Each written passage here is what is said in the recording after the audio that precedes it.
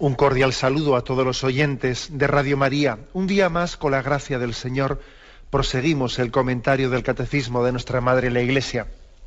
Habíamos quedado en el punto 2378. Estamos ya en la parte final del apartado que tiene como título El don del Hijo, dentro del sexto mandamiento en el que nos encontramos, el don del Hijo. Este punto dice, en 2378, el Hijo no es un derecho, sino un don. El don más excelente del matrimonio es una persona humana. El Hijo no puede ser considerado como un objeto de propiedad, a lo que conduciría al reconocimiento de un pretendido derecho al Hijo. A este respecto, solo el Hijo posee verdaderos derechos, el de ser el fruto del acto específico del amor conyugal de sus padres, y tiene también el derecho a ser respetado como persona desde el momento de su concepción. Bueno, como veis, hemos hablado en los días anteriores del tema de la fecundación in vitro, etcétera, y entonces ahora se concluye diciendo que el Hijo no es un derecho, que el Hijo es un don. Es claro, una afirmación muy congruente con el discernimiento moral que ha hecho el Catecismo sobre las formas morales e inmorales, ¿no?, de asistir a la concepción. Decíamos que la Iglesia católica, la moral cristiana, rechaza como inmorales pues esas asistencias que suplen, que pretenden que la concepción del ser humano tenga lugar, pues no en el acto natural, en el acto sexual, sino mediante un gesto técnico, mediante una creación técnica que suple al acto de amor. Y decíamos que no es justificable por el hecho de que un matrimonio sufra la carencia del Hijo, sufra un sufrimiento lógico por su esterilidad. Ese sufrimiento y ese deseo de tener un hijo no justifican el recurso a unas técnicas de producción que no son respetuosas con la dignidad del hombre en la forma de concebirlo. Bueno, y ahora para dar una razón última de explicación a esto, se dice que los hijos no son un derecho, que son un don. Bueno, la verdad es que quizás una cosa que nos está haciendo abrir los ojos hoy en día es el hecho de que existan tantísimos decenas de miles, cientos de miles, ¿no?, de embriones congelados, y que claro, que tienen su fecha de caducidad, con perdón de una palabra utilizada así, ¿no?, referida a seres humanos, tienen su fecha de caducidad, y cuando llega esa fecha de caducidad nos enteramos de vez en cuando por la prensa pues que son descongelados y destruidos, ¿no?, miles de embriones humanos. Claro, ¿qué ocurre? Que cuando en su momento la Iglesia elevó su voz declarando inmorales los sistemas de fecundación artificiales, pues muchos se apresuraron entonces a acusarla de estar en contra de los avances científicos. Pero claro, de aquello ha venido esto, es decir, de haber aceptado como moralmente aceptable pues la fecundación in vitro, ha venido pues toda esta acumulación de decenas de miles, cientos de miles, millones de embriones congelados, ¿no?, y que ahora tienen un callejón sin salida, y tienen pues sencillamente un destino que es la muerte. La Iglesia entendía, cuando habló claramente en contra de la fecundación in vitro, en contra de la fecundación artificial, entendía que no todo lo científicamente realizable es moralmente lícito. Que entendía que el avance de la ciencia debía de centrarse en sanar las causas de la infertilidad, pero que no era de recibo que se fabricase artificialmente la vida, sustituyendo el acto de amor expresado sexualmente, como lugar querido por Dios para infundir el don de la vida, ¿no? Ahora han pasado muchos años y ahora vemos las consecuencias de aquello. Vemos las consecuencias, ¿no? Parecía que la actitud de la Iglesia en aquel momento como que no era provida, ¿no? Fíjate tú, la Iglesia condenando la fecundación in vitro, pues parece que se pone en contra de la vida. No, resulta que ahora se ve claramente las consecuencias de ese posicionamiento. Ahora resulta que los que argumentaban el querer la vida, estar abiertos a la vida para la fecundación in vitro, ahora resulta que se dan cuenta de que su pretendida defensa de la vida o búsqueda de la vida ahora trae la destrucción de la vida masiva, ¿no? en tantos embriones sobrantes y etcétera, ¿no? Bueno, pues hay que decir esto, ¿no? Que por lo tanto, aunque nos escandalicemos, ¿no? Ahora nos escandalizamos de los abusos, pero hay que decir que la raíz del problema radica en una cuestión más de fondo, más básica, a la que no se le había prestado suficiente atención. Y la raíz es esta, vamos a ver, es que existe el derecho a tener un hijo. ¿Un hijo es un derecho o es un don? Este es el tema sobre el cual no se ha debatido, sobre el cual no se ha meditado, sino que se ha tirado para adelante y se ha buscado soluciones fáciles sin pensar en esto, pues que es de alguna manera la pregunta raíz, ¿no? Y hay que decir que estamos en una sociedad ansiosa en la que nos hemos acostumbrado a buscar un remedio rápido para aplacar cualquier insatisfacción. La consecución, ¿no?, de un hijo, pues ha llegado a convertirse en un instrumento para llegar a calmar un deseo de una autorrealización de una pareja, ¿no?, o incluso de una mujer sola. Es que parece que si no me siento realizado, ¿no? Yo tengo ese objetivo, tengo esa meta, y si no tengo un hijo, pues me siento frustrado, ¿no? Y frente a esto, en el plano estrictamente jurídico, hay que advertir que ninguna declaración de los derechos humanos, ni la misma Constitución española, reconoce el derecho a tener un hijo, Por el contrario, son muchas las declaraciones en las que se habla de que el niño tiene derecho a tener unos padres, el niño tiene derecho a tener una familia, pero no al revés. Es decir, que el hijo no es algo debido, el hijo es un don, y en consecuencia los padres no pueden tener, no se les puede reconocer una libertad creadora absoluta, ¿no? Porque un hijo no es un derecho. Claro, si fuese un derecho, ellos pues podrían recurrir a cualquier método para conseguirlo, pero es que un hijo no es un derecho. Yo, por lo tanto, no puedo recurrir a cualquier método, ¿no?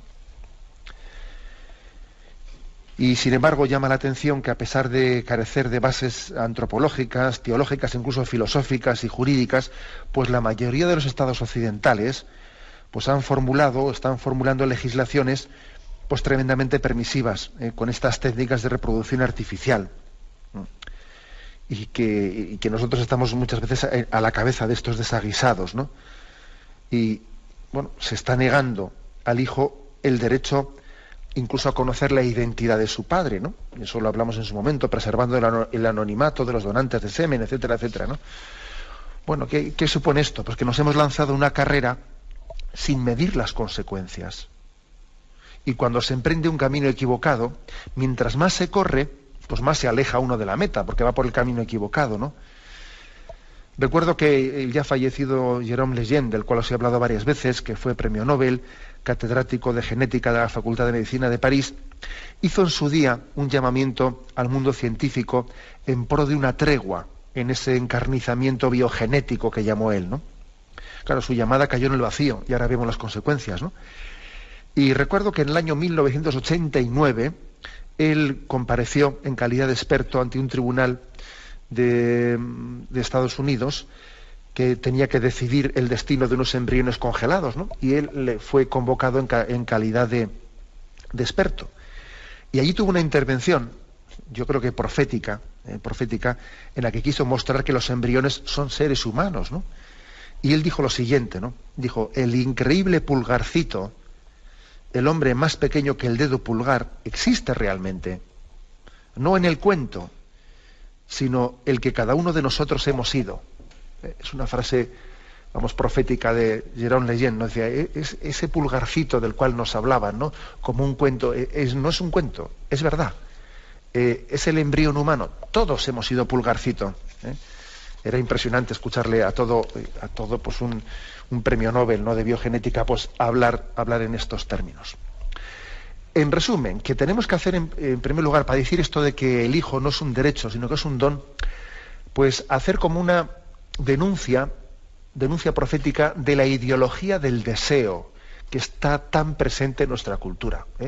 Si queremos entender muchas de las cosas que ocurren, es necesario que hagamos una lectura que trascienda meramente el nivel político y entremos en el nivel moral, ¿no? Existe una ideología del deseo que parece que lo marca todo. Se han puesto en Occidente en marcha una batería de iniciativas, y yo diría que especialmente en España, que se sustentan en una ética contraria a la naturaleza humana. Contraria a la naturaleza humana y que su razón de ser es únicamente la ideología del deseo.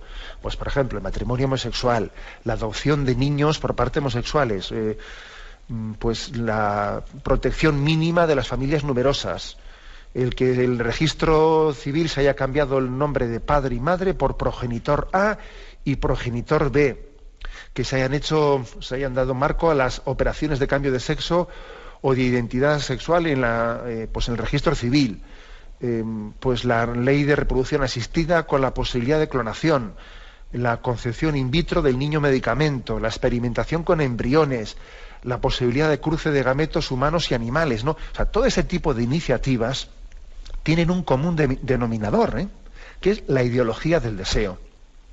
Una ideología del deseo que ignora la objetividad de la naturaleza, que pretende moldear la naturaleza como si de un chicle o de plastilina se tratase. Uno hace las cosas y no se ve obligado a respetarlas, ¿no? Sino que las adapta a su deseo. Y la ley de reproducción asistida, por lo tanto, continuamos en este punto 2378. En este punto se está un poco dando como las bases de la afirmación de que el hijo no es un derecho, es un don, para que entendamos también, ¿no?, de qué manera afrontar el tema del juicio moral sobre la fecundación artificial del hombre. No tenemos derecho a tener un hijo a cualquier precio, de cualquier modo, por cualquier técnica, no sea digna o sea indigna.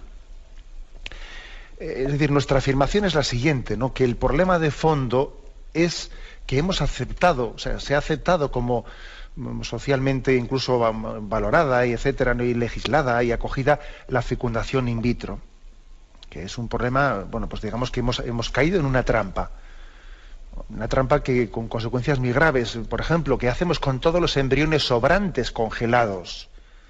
Y que en el fondo es un callejón sin salida. La instrucción reciente, porque fue publicada en diciembre del 2008, la instrucción Dignitas Personae de la Congregación Palatina de la Fe, instrucción sobre algunas cuestiones de bioética, que la comentamos en la explicación del quinto mandamiento, cuando explicamos el quinto mandamiento aquí en el Catecismo, pues ya afirmaba que, claro, que se había producido un problema sin salida, sin salida, es decir, toda esa acumulación de embriones, a ver qué se hacen con ellos. Se les mantiene indefinidamente congelados, y es ya una injusticia, ¿no? Se les descongela y se les deja morir, es otra injusticia. Ya que están congelados, se les utiliza como material biológico para experimentaciones, es otra injusticia. Se les intenta implantar en madres que intenten acogerlos como madres, como una adopción prenatal, pues también crea gravísimos problemas morales, aunque pueden hacer esto último de un acto de generosidad, pero crea muy graves problemas morales, ¿no? Es decir que, claro, algo mal planteado desde el principio, luego plantea un callejón sin salida, ¿no? ¿Y dónde está? Y detrás de esto, ¿qué es lo que hay de fondo? Pues lo que hay de fondo es que nos hemos olvidado de que un ser humano es un sujeto de derechos, pero no es un objeto de derechos. No es un objeto de derechos, ¿no? Que eso es lo que subyace detrás de la fecundación in vitro. En la mentalidad de la Iglesia Católica, ¿qué es lo que, digamos, las legislaciones, los legisladores tienen obligación de hacer? Pues hombre, la moral, digamos, la ley civil tiene obligación de tutelar, ¿no?, de tutelar una serie de valores morales. Las nuevas posibilidades de la técnica en el campo de la biomedicina requieren la intervención de autoridades políticas y legislativas, ¿no?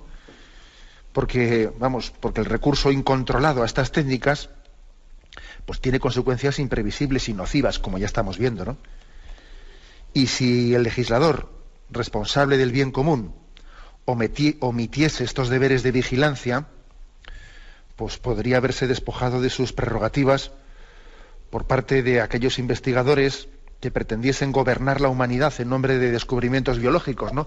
No, y eso no puede ser. O sea, no pueden ser determinados científicos o quienes tengan el plurito de tener una especie de bueno, de competencia por quién es el primero en hacer tal cosa, ¿no? Porque hay un cierto plurito de esto, ¿no? Yo he sido el primero en conseguir una clonación de esto, del otro. Tiene que haber un legislador que también pues regule, ¿no? Y proteja a la sociedad y al ser humano de esos riesgos, ¿no? La eugenesia, o sea, el eugenismo y la discriminación entre seres humanos podrían verse legitimados, ¿no?, si los gobernantes no interviniesen, ¿no? Lo cual constituye pues un grave atentado contra la dignidad, contra la igualdad y los derechos fundamentales de toda persona humana, ¿no? Es decir, que los derechos de la persona tienen que ser reconocidos y respetados también por las leyes civiles, ¿eh? Entre estos derechos, pues es preciso reconocer, pues por ejemplo, vamos, sobre todo dos, ¿no? El derecho de todo ser humano a la vida y a la integridad física desde la concepción hasta la muerte natural, y en segundo lugar, los derechos de la familia y del matrimonio como institución, y el derecho de los hijos a ser concebidos, traídos al mundo y educados por sus padres. Por sus padres. O sea, que también ese es un derecho que la autoridad civil tiene obligación de reconocer. Y cuando hay una ley positiva que priva a una categoría de seres humanos de la protección, pues por ejemplo todos esos embriones congelados de esa manera, ¿no?, el Estado está negando la igualdad de todos ante la ley. Es evidente, ¿no? Si existen aquí decenas de miles de personas congeladas, pues estamos negando la igualdad de todos ante la ley. La autoridad política, por consiguiente, no puede autorizar que seres humanos sean llamados a la existencia o traídos a la existencia mediante procedimientos que los exponen a gravísimos riesgos. Claro, porque esos procesos de congelación, descongelación, muchos mueren, claro. Esto es una especie de teoría que se amplía la brecha del aborto, ¿no?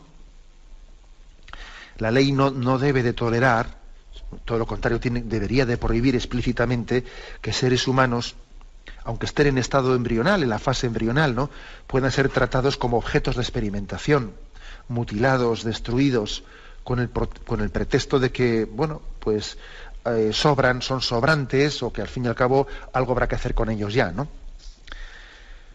Bueno, incluso la ley civil debería de haber legalizado la donación de gametos, pues que no estén, o sea, que donación de gametos de manera que uno, su paternidad y su maternidad, pues es totalmente irresponsable, ¿no? Yo estoy donando esperma y óvulo y no tengo ni conciencia de los hijos que tengo, ¿no? O sea, que existe, por lo tanto, también no únicamente una afirmación de lo que es moral o inmoral, es que también las autoridades civiles, porque estamos hablando de ley natural, no estamos hablando de una sensibilidad católica, ¿no? Deberían, ¿no?, de considerarse con la obligación moral, ¿no?, de proteger y sustentar. Y no estamos hablando de un imposible, porque, por ejemplo, en Costa Rica, no sé si conocéis este caso, pero en Costa Rica, pues en el marzo del año 2000, pues hubo una sentencia del Constitucional de Costa Rica en la que se prohibió expresamente la fecundación in vitro en aquella nación. Pues un hecho muy silenciado por muchos y hasta ridiculizado por algunos, ¿no?, que argumentaron que ese es un Estado bananero con una supuesta influencia del Vaticano y tal y cual. Bueno, y la verdad es que no les interesa. 78. El hijo no es un derecho, el hijo es un don. Estamos intentando, pues, iluminar esto. Yo creo que los cristianos, nosotros tenemos una luz especial de la revelación, no para entenderlo. Esto es de derecho natural, pero tenemos una luz especial de la revelación. Y sin duda alguna, el misterio que celebramos el 25 de marzo, para nosotros es importantísimo, ¿no? El hecho de que los católicos celebremos 9 meses antes del nacimiento de Jesús, o sea, el 25 de marzo, cuando faltan 9 meses para el 25 de diciembre, que celebremos la encarnación, la concepción de Jesús, ¿no?, de las entrañas de María, eso nos ilumina mucho este misterio. O sea, el Hijo de Dios se hizo embrión. Por cierto, que el próximo día de 25 de marzo, el día de la Encarnación, va a ser presentada una cátedra dirigida por la doctora Mónica López Barahona, que sabéis que tiene aquí un programa en Radio María sobre bioética, pues va a ser presentada una cátedra con el nombre de Jérôme Lejeune, pues este biólogo del cual os he hablado muchas veces, premio Nobel, que fue quien descubrió el gen del síndrome de Down y que además está en proceso de canonización, no sé si lo sabéis. Bueno, pues va a ser presentada una cátedra con su nombre, la Cátedra de Bioética Jérôme Lejeune, dirigida por la doctora Mónica López Barahona. Pues es que me parece que este misterio para nosotros es definitivo en la iluminación de que el ser humano es un don y no es un derecho. En medio de la profunda crisis, ¿no?, bioética en la que estamos inmersos, cuando parece que la cultura de la muerte se abre paso de forma arrogante, pues mira, pues nosotros elegimos el día 25 de marzo como el día de la vida, ¿no? Y la Iglesia Católica elige este día como el día de la vida, porque recordamos que la afirmación del credo, se encarnó de María la Virgen y se hizo hombre, pues hombre, supone que Dios ha asumido la fase embrionaria de la existencia humana. Y el Hijo de Dios, por amor a nosotros, se hizo embrión humano. Y acordaros de cómo en el Te Deum decimos eso, ¿no? Tú, para liberar al hombre, aceptaste la condición humana. El Verbo, la segunda persona de la Santísima Trinidad, el que creó el mundo, asumió esa misma condición de embrión que ahora tienen esos embriones congelados, ¿no? Indignamente congelados. Él se hizo embrión. Bueno, y es cierto que el Mesías fue esperado por un resto de Israel. O sea, que le esperaban. Pero eran una minoría los que le esperaban. El primer drama que conlleva el misterio de la encarnación del Verbo es el hecho de que Dios no fuese esperado, no fuese deseado por el pueblo, del que cabría pensar que tenía que haber estado expectante a su llegada, ¿no? Y esta es una primera similitud dramática entre la encarnación y el destino de tantísimos seres humanos que ingresan en la vida humana por la puerta falsa, bajo la terrible etiqueta de no deseados. El que hayamos asumido en nuestro lenguaje expresiones como hijo deseado, no deseado, delata una mentalidad, ¿no?, en la que la vida es considerada como un objeto, en vez de como un don. Es decir, que la mayor muestra de la debilidad del embrión humano y correlativamente la manifestación suprema del amor de Dios que se abaja, aceptando libremente ser el embrión humano, es el estar supeditado a nuestra acogida. Un embrión es totalmente indefenso y necesita ser acogido, ¿no? Y le puedes acoger o no acoger. Así hizo Dios. Él asumió la condición humana la más débil, la que necesitaba una acogida total, ¿no? Acordaros del prólogo del Evangelio de San Juan, que dice: vino al mundo y los suyos no le recibieron. No cabría decir otro tanto, ¿no?, de la falta de apertura o del rechazo al don de la vida humana concebida, que tenemos entre nosotros, ¿no?, instalado en nuestra cultura. Es que no me viene bien ahora este hijo, o no entra en mis planes, o ahora queremos disfrutar de la vida, quizás más adelante, ¿no? Aquel embrión o feto, más tarde concebido en el seno de María, sufrió también el intento de destrucción por parte de Herodes. Hoy son tan sofisticados, ¿no?, pues los medios, ¿no?, de acabar con la vida humana, que si embriones fabricados al margen del acto de amor, embriones sobrantes, desechados, congelados. La última modalidad incluso consiste en sacrificar embriones para generar células madre. Bueno, un auténtico salto copernicano, ¿no?, en la que pasamos de ser sujeto paciente a ser medicamento al servicio de otros. Pero para nosotros lo que nos ilumina tremendamente el misterio de la encarnación es que el Hijo de Dios se hizo embrión. Y dado que la fase embrionaria es la etapa del desarrollo humano en la que más sujetos estamos a posibles agresiones y peligros, porque hay que decir que la etapa de la vida en la que más riesgo corremos de muerte es, hoy en día, el momento de la vida en el que somos más frágiles es en la etapa, pues precisamente de gestación. Es cuando el ser humano tiene más probabilidades de muerte. Vamos, pues, fijaros cuántos mueren al año en el seno de sus madres, ¿no? El sitio en el que tenía que ser el más seguro se convierte en el más peligroso. Bueno, pues, ¿qué importancia adquiere aquí la figura de la Virgen María? ella nos descubre que no somos árbitros de la vida, que somos depositarios y receptores de un don que nos precede y que supera todo deseo humano.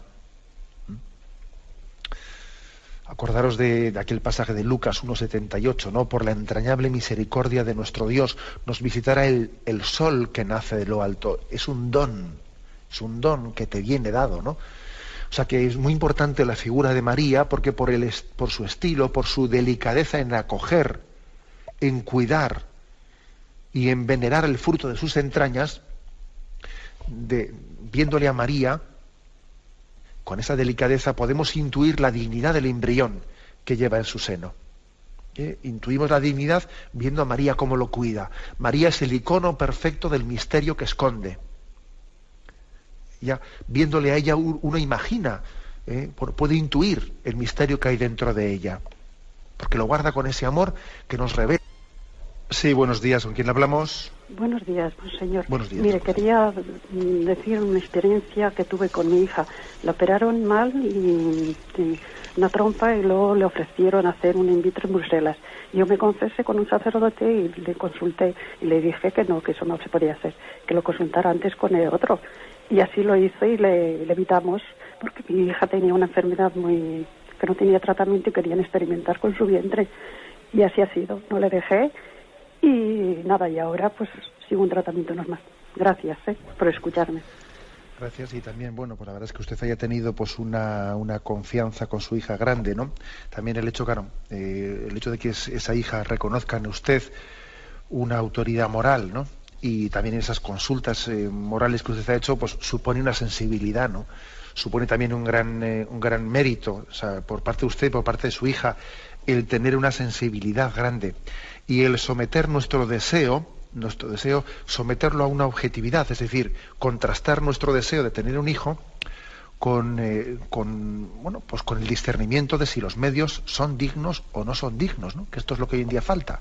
Lo que falta es que, claro, en esta ideología del deseo, si alguien quiere y puede, ¿por qué no va a hacerlo, no? O sea, sin que exista un filtro y un discernimiento moral. Yo le felicito por ese recurso. Adelante, vamos a pasar a un siguiente oyente. Buenos días.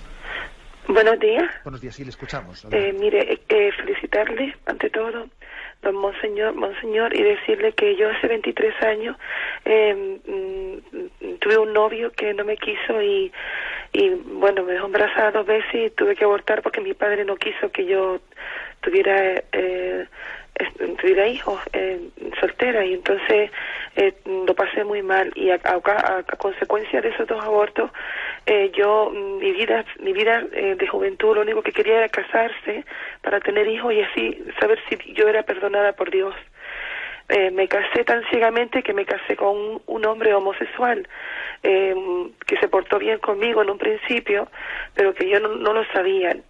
Tengo 2 hijos con ese hombre, estoy divorciada, y yo quisiera saber, don Monseñor, si yo me debo a ese hombre de por vida o si es mi verdadero marido o no lo es. Yo tengo 2 hijos con él y me está haciendo la vida imposible porque él a mí no me quiere. Y nada más, muchas gracias. Bien, pues la verdad es que es impresionante escuchar su testimonio, el testimonio de cruz que usted ha llevado en su vida. Igual comienzo un poco por la última pregunta que hace usted. Vaya usted a un tribunal de la Iglesia y exponga ese caso. Posiblemente, yo creo que es motivo de nulidad matrimonial el que usted no conociese que la persona, o sea, que le hubiese ocultado el que la persona con la que usted se casaba fuese homosexual. Eso es motivo de nulidad matrimonial. Vaya usted a un tribunal de la Iglesia y antes de comenzar, pues firme ese proceso, haga la consulta. Yo siempre aconsejo que en un tribunal de la Iglesia primero se consulte. ¿Ustedes cómo lo ven? ¿Me aconsejan comenzar este proceso? ¿Les parece que esta situación que yo he vivido es motivo de nulidad? Usted no busca a toda costa la nulidad, busca conocer la voluntad de Dios, ¿no? Bueno, y la verdad es que también con respecto al primero que dice, ¿no? Aquellos 2 abortos a los que usted fue empujada en ese contexto, ¿no? Pues la verdad es que es toda una lección para nosotros, ¿no? El hecho de que existan padres que por no tener la humillación de que mi hija ha tenido un hijo, se ha quedado embarazada como soltera, que por no pasar por esa humillación le empuje al aborto, es terrible porque en el fondo es primar mi imagen, la imagen social, por encima del valor de la vida, pero qué porque van a decir los vecinos, no van a decir que mi hija está embarazada y está soltera, y por no pasar esa humillación le empujo a mi vida, le empujo a mi hija a abortar, ¿no? Es toda una lección moral para nosotros, porque es increíble ver cómo a veces en nuestros valores morales nos agarramos a un cierto puritanismo para destruir la vida. Con un prurito de puritanismo de no tener una humillación de que mi hija se ha quedado embarazada, ¿no? Es una lección para todos nosotros, ¿no? Amemos la verdad, la verdad nos hará libres, ¿no? No la imagen, no las apariencias, ¿no? Bueno, pues la verdad es que yo, y también creo que otro testimonio de la oyente es pues ver también cómo las heridas de su aborto le han acompañado de esos abortos le han acompañado toda la vida, ¿no? Pero yo le aconsejo mucho de que se deje sanar por el Señor, ¿no? En el sacramento de la penitencia, al que seguro que ya habrá recurrido, las Eucaristías que recibe, en los ratos de oración. Pídale usted al Señor una y otra vez que Él sane sus heridas, que Él sane sus heridas. Una manera de sanar también las heridas es asumiendo, ¿no? Asumiendo las cruces del momento presente, asumiéndolas, y bueno, pues creo que también supone también una especie de reparación. Las cruces vividas del momento presente son una reparación también de los pecados de toda nuestra vida. Adelante, damos paso a una siguiente llamada. Buenos días. Buenos días, don José Ignacio. Buenos días, sí, le escuchamos. Buenos días, don José Ignacio. Sí. Le llamo desde Córdoba. Adelante, le escuchamos. Y le saludo porque además nos conocimos en el primer Congreso Internacional de la Misericordia. Qué bien. Me llamo Valle y soy médico de familia. Ajá. Y llamaba por dos cosas. Una de ellas era preguntarle, porque hace tiempo me llegó la noticia de que había un sacerdote en Italia que aquellos embriones congelados que estaba proponiendo que madres que quisieran poderlos implantar para que tuvieran la posibilidad de nacer, y preguntarle la parte moral sobre ese tema. Y una segunda, ya que he escuchado la pregunta de la señora anterior, en Córdoba este fin de semana se ha puesto en marcha la plataforma Provida, en el que todas las asociaciones partidarias de la vida se han unido a esta plataforma. Y tuve la suerte de escuchar a una mujer que había abortado y que hablaba de ese día, cómo estaba ella ayudando a las demás madres, por decirle a la madre que ha llamado que se podía poner, si quiere, en contacto con Red Madre, si cree que aún le queda resquicio de los dos primeros abortos que tuvo, porque es difícil de superar, y cómo de haber abortado puede uno convertirse en un defensor maravilloso de la vida. Y eso era todo. De acuerdo, pues sí. Pues ciertamente también tuvimos ocasión de explicar aquí en este programa, cuando hablamos del quinto mandamiento, hablamos del proyecto Raquel, y con otros hombres también, con otros nombres, la Iglesia Católica acompaña a las personas que han abortado y necesitan un proceso de sanación, y a veces compartir también la experiencia pues con otras personas que han pasado por ahí, y a uno le ayudan también a conocer cómo uno se ha sanado de esas heridas, ¿no? Cómo se ha reconciliado con Dios, con su propio hijo. Yo recuerdo algunas personas que han pasado por el proyecto Raquel que me explicaban cómo allí les enseñaron a reconciliarse con ese hijo, a hablar con el hijo con el que abortaron, a dirigirse a él, a hablar con él, a pedirle a ese hijo que interceda por ellos desde el cielo, ¿no? Bueno, pues decir